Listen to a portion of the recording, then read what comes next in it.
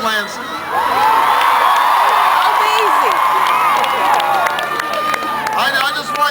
I just want to start off by saying part of the reason this is so special is I graduated, now I'm dating myself for all the young people here, but I graduated from high school in 1979. Wow. And there's a certain thing that happened in 1979 having to do with a young man named Irwin Magic Johnson. And as a basketball player, I could not be more excited to be at the site of one of the best teams in the country, and having this jersey, and haven't had a chance to meet Coach. Haven't had a chance to.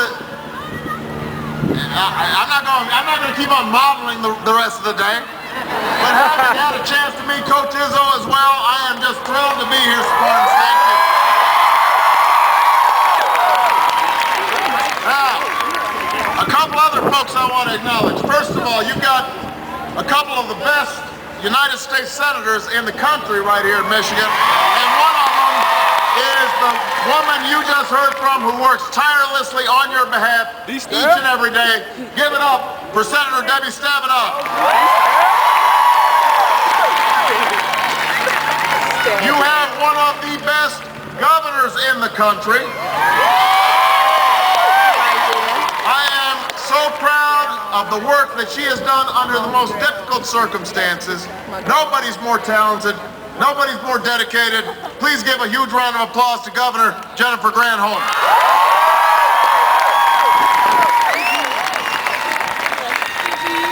I want to acknowledge President Luana Simon, the president of MSU, and the entire Spartan community. I want to thank Diane Hathaway, candidate for State Supreme Court. Okay, that's why, all right. And I want to remind everybody has to register to vote by this Monday in Michigan.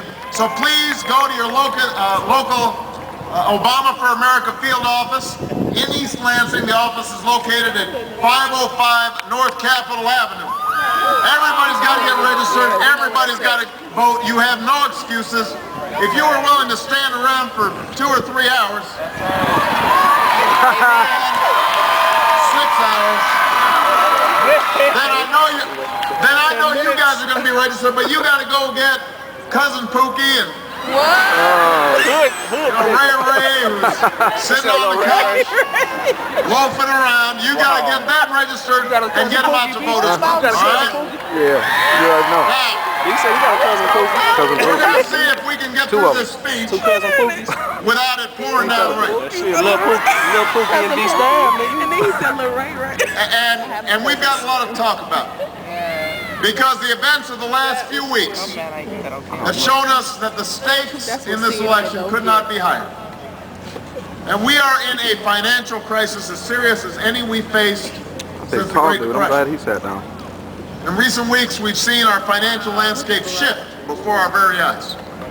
We've seen a growing credit crunch put new pressure on banks and businesses, families. On Monday, we saw the single largest decline in the stock market in 2 decades. A decline that threatens not just the wealth of Wall Street executives, but the life savings and the jobs and the economic security of millions of ordinary Americans.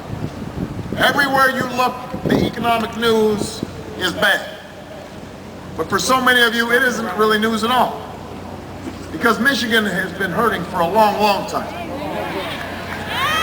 31,000 jobs lost and nearly 100,000 foreclosures here since the beginning of the year.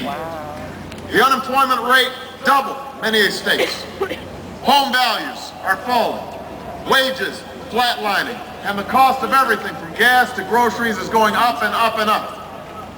That's what the people of Michigan have been facing for far too long. I know that, you know that, and it's time you had a president who will fight for you. That's why I'm running for president. Yeah! Barack supports Easy Promotions! This boy ain't got no home training. You don't want lit up the black. There is something wrong. Birds of a When we've got a new It's like jobs smoking in report church, coming out nigga. tomorrow that experts predict will show our 9th straight month of job loss. 9 straight months of job loss. That's outrageous. And yet just the other week, my opponent, John McCain, said, and I quote, "The fundamentals of the economy are strong." I don't know what yardstick Senator McCain uses, but where I come from, there's nothing more fundamental than a job. And when we're losing jobs month after month after month, when good, hard-working Americans who've done everything right watch their dreams slip away, the fundamentals of our economy are not strong. When I have to go around meeting folks who've lost their jobs, when I hear a middle-aged man choke up on the verge of tears because he has lost not just his job, but he's lost his health care, he's lost his pension, and he's lost his sense of dignity. Trying to explain to me what it's like to go home and tell his wife and his kids that he's not going to be able to support them the way he did in the past. There's something wrong about that. There's something fundamentally un-American about that. And it's time we had a president who understood that. Rock support speeds and promotions. It's time we had a president who knows what it's like to walk with you on a picket line. It's time we had a president who knows what it's like to work with people who've been laid off of steel plants, black, white, Hispanic, to try to put job training programs into place.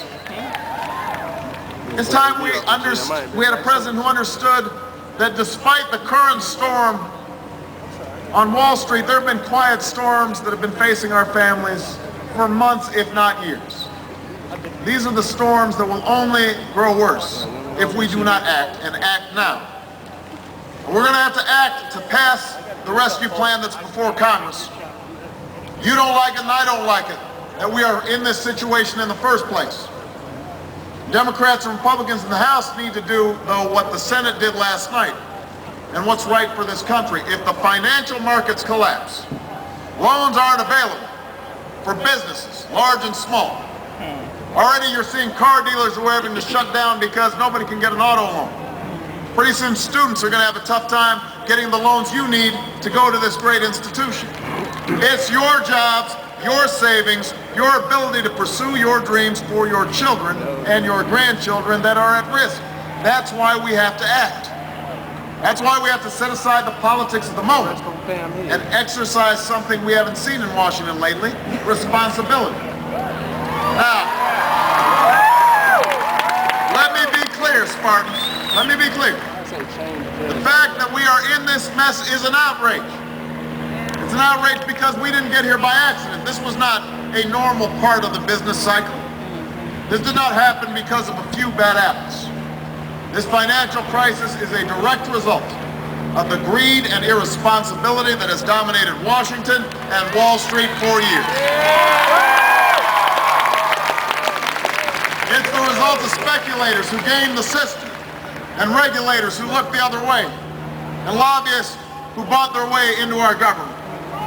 It's the result of an economic philosophy that says we should give more and more to those with the most and hope that prosperity trickles down on everyone else. A philosophy that views even the most common sense regulations as unwise, as unnecessary. The market's always king.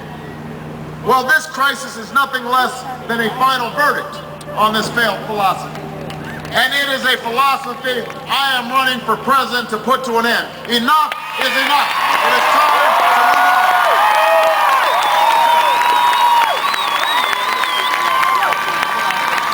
Enough is enough, Michigan. That's what this election's all about. Because despite my opponent's best efforts to make you think otherwise, this is the philosophy he's embraced during his 26 years in Washington. Over the past few days, he's talked a lot about getting tough on Wall Street.